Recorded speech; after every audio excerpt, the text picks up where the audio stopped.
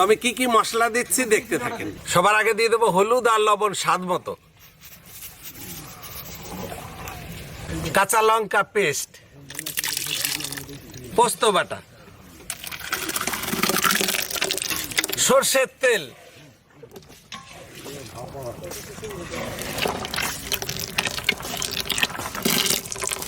তো আমরা যা মশলা দেওয়ার দিয়ে দিছি, এখন মাছটারে সুন্দর করে মাখায় নেব।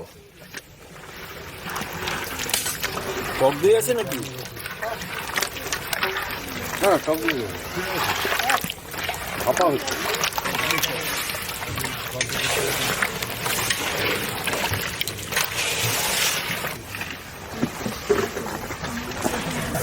সব মশলা দিয়ে মাখানো হয়ে গেছে, হালকা পরিমাণে জল দেবো, সামান্য জল দিয়ে একটু গ্রেভি করে দেবো।